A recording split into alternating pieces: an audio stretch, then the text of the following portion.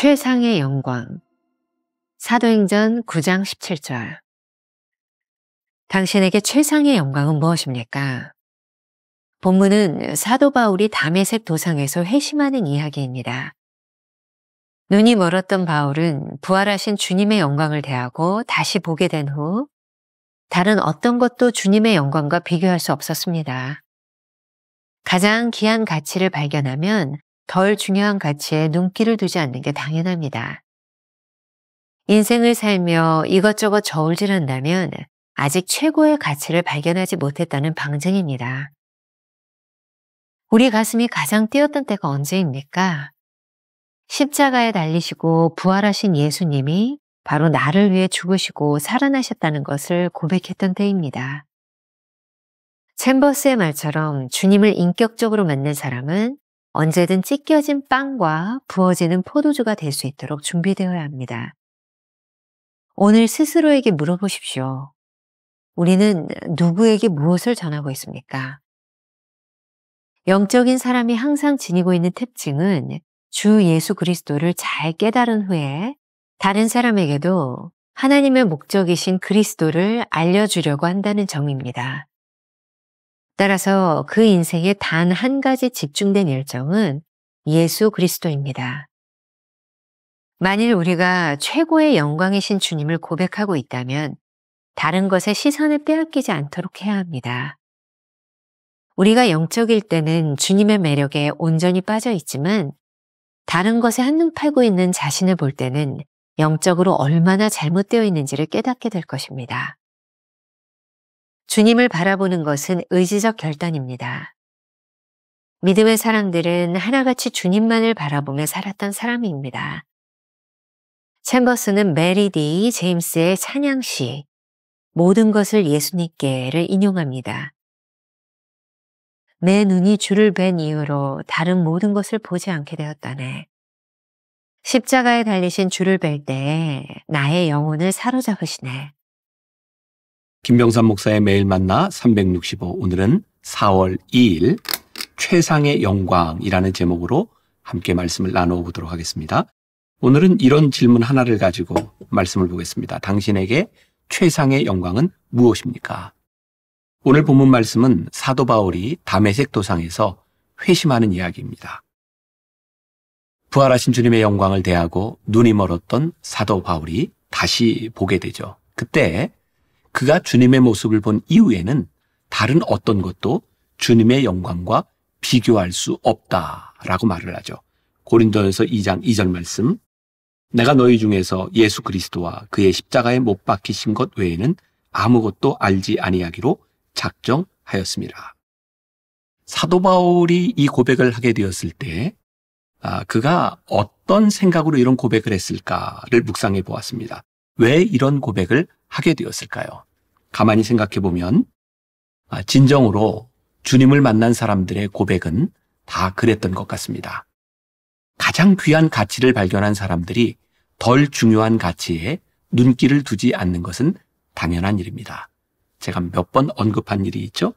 짐 엘리엇이 했던 말 기억하시나요? 영원한 것을 얻기 위해 영원하지 않은 것을 버리는 자는 절대 어리석은 자가 아니다.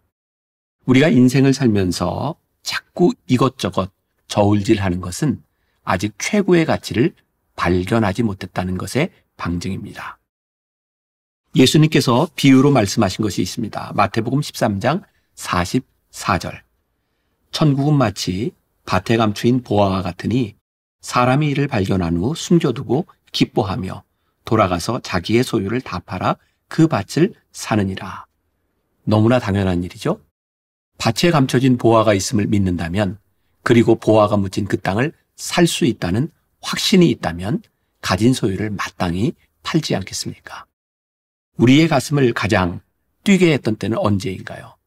십자가에 달리시고 부활하신 예수님이 바로 나를 위해 죽으시고 살아나셨다는 것을 고백했던 때가 아닐까요? 챔버스가 늘 이야기했던 것처럼 찢겨진 빵과 부어지는 포도주가 될 준비가 되어 있어야 합니다.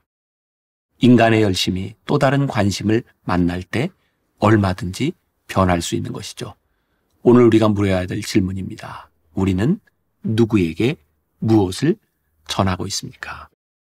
감리교회 창시자인 요한 웨슬리는 1735년 미국 조지아에 선교사로 떠나게 되죠. 그는 모든 일에 열심이었지만 부활하신 주님을 만나지 못했기 때문에 구원에 대한 확신이 없었습니다. 미국으로 향하던 배에서 풍랑을 만났을 때 웨슬리는 죽음 앞에서 담대했던 모라비안 교도들을 보면서 부러움을 느낍니다. 조지아에 도착한 후 선교를 위해 웨슬리는 열심히 사역을 감당했지만 그의 마음은 늘 허전했습니다. 그러던 중 자신의 신앙에 문제가 있었음을 깨닫고 모라비안 목사인 스팽겐베르크에게 찾아가 상담을 요청합니다. 그때 스팽겐베르크는 웨슬리에게 이렇게 묻습니다. 웨슬리 선생, 성령께서 친히 당신이 하나님의 자녀임을 증거하고 계십니까? 그러나 이 질문에 대하여 웨슬리는 자신 있게 대답하지 못했습니다. 그러자 다시 이렇게 물었습니다. 당신은 예수 그리스도를 알고 있습니까? 이 질문은 웨슬리가 수없이 들은 것이었습니다. 그는 이렇게 대답하죠. 네, 그는 세상의 구주이십니다. 그러나 그는 아직도 주님은 나의 구주입니다 라고 고백하지 못했습니다. 요한 웨슬리가 진정한 전도자가 된 것은 주님을 나의 구주로 고백하고 난 이후입니다. 찬란한 영광을 본 후의 일입니다. 오늘 우리도 이 고백을 점검해 보아야 합니다. 챔버스는 이렇게 말하고 있습니다. 영적인 사람이 항상 지니고 있는 특징은 주 예수 그리스도를 잘 깨달은 후에 다른 사람에게도 하나님의 목적이신 그리스도를 알려주려고 한다는 점입니다. 따라서 그 인생의 단 한 가지 집중된 열정은 예수 그리스도입니다.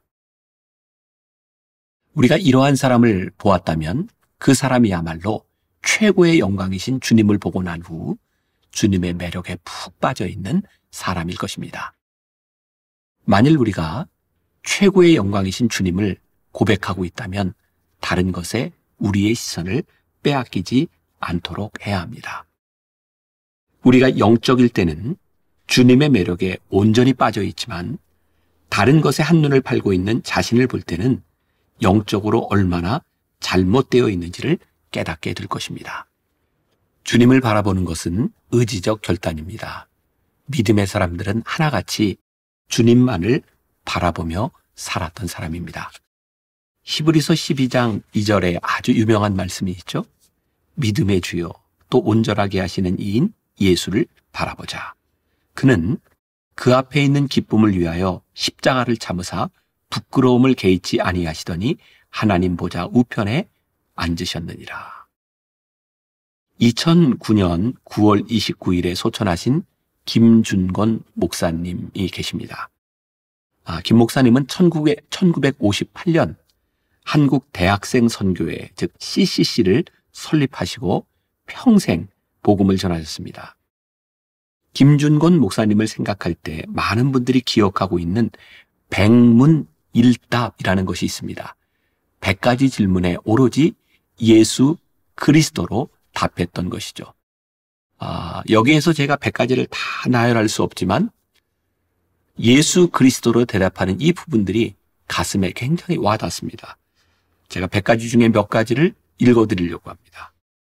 첫 번째, 오늘 우리 머리 위에 하늘을 활짝 열고 계시는 분은 누구십니까? 예수 그리스도. 두 번째, 우리를 보고 가장 기뻐하시는 분은 누구십니까? 예수 그리스도. 세 번째, 우리보다 더 높이 뛰시고 더 신나하시는 분은 누구십니까? 예수 그리스도. 네 번째, 우리에게 발벗고 달려오시는 분은 누구십니까? 예수 그리스도. 다섯 번째, 우리도 질세라 마주보며 뛰쳐나가 안겨야 할 분은 누구십니까? 예수 그리스도. 11번째, 내가 알기 원하는 분은 누구십니까? 예수 그리스도. 12번째, 내가 더 알기 원하는 분은 누구십니까? 예수 그리스도. 13번째, 내가 평생 알아가기 원하는 분은 누구십니까? 예수 그리스도. 14번째, 내가 가장 알고 싶어 하시는 분은 누구십니까? 예수 그리스도. 15번째, 나를 가장 잘 알고 계시는 분은 누구십니까? 예수 그리스도. 84번째, 지금도 날 위해서 무릎으로 계시는 분은 누구십니까? 예수 그리스도. 85번째, 날 위해 피투성이가 되신 분은 누구십니까? 예수 그리스도. 86번째, 날 위해 침묵하신 분은 누구십니까? 예수 그리스도. 87번째, 날 위해 십자가를 택하신 분은 누구십니까? 예수 그리스도. 88번째, 나 같은 사람도 사랑하시는 분은 누구십니까? 예수 그리스도. 89번째, 눈물보다 많은 피를 흘려서 나의 죄를 씻기신 분은 누구십니까? 예수 그리스도. 92번째, 사탄이 두려워 입에 올리지도 못하는 이름은 무엇입니까? 예수 그리스도. 95번째, 한 영혼도 이 이름을 듣지 못하고 죽으면 안 되는 이름은 무엇입니까? 예수 그리스도. 100번째 질문, 지금도 여전히 살아계셔서 이곳 가운데 가장 큰 영광을 받으시고 세세토록 무궁하며 끝이 없는 찬란한 영광 가운데 온 나라와 백성이 그의 오심을 기다리며 그의 다스리심을 갈망하며 그가 오셔서 성전의 마지막 돌을 쌓으실 때 비로소 완성되게 하시는 우리의 왕이요 온 땅의 왕이신 바로 그분은 누구십니까? 예수 그리스도. 오늘 묵상글 마지막에 챔버스가 인용한 시가 있습니다. 1871년 메리 D. 제임스가 쓴 모든 것을 예수님께라는 제목의 찬양시입니다. 오늘 우리도 그런 고백을 하면 좋겠습니다. 내 눈이 주를 뵌 후 이후로 다른 모든 것을 보지 않게 되었다네. 십자가에 달리신 주를 뵐 때에 나의 영혼을 사로잡으시네. 오늘 우리가 기억해야 될 한 줄 노트. 우리는 최고의 영적 상태에서 최상이신 주님의 영광을 묵상합니다. 오늘 하루 이런 질문을 품고 살아가 볼까요?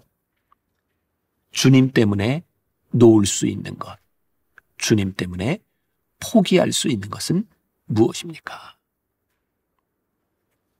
기도하겠습니다. 사도 바울이 주님을 만난 후 다른 것에 신경을 쓰지 않고 살았던 이유는 최고의 주님을 그가 믿음으로 고백했기 때문입니다. 하나님, 혹시 우리의 믿음이 흔들릴 때, 우리가 세상의 다른 것들을 바라볼 때 우리 안에 어떤 믿음이 있는지, 우리가 주님을 나의 주로 고백하고 있는지 진지하게 우리의 모습을 돌아보게 하여 주옵시고, 하나님, 오늘 우리가 기도하는 것, 우리들이 붙잡고 놓지 않으면 안 되는, 꼭 붙들어야 하는 것이 무엇인지를 분명히 고백하게 하시고, 그 고백으로 인하여 우리들이 놓아야 될 것 담대하게 놓을 수 있는 믿음도 허락하여 주옵소서. 예수님의 이름으로 기도했습니다. 아멘.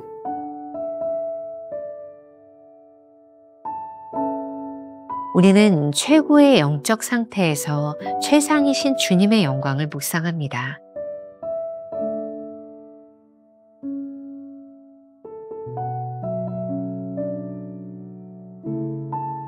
주님 때문에 놓을 수 있는 것, 포기할 수 있는 것은 무엇입니까?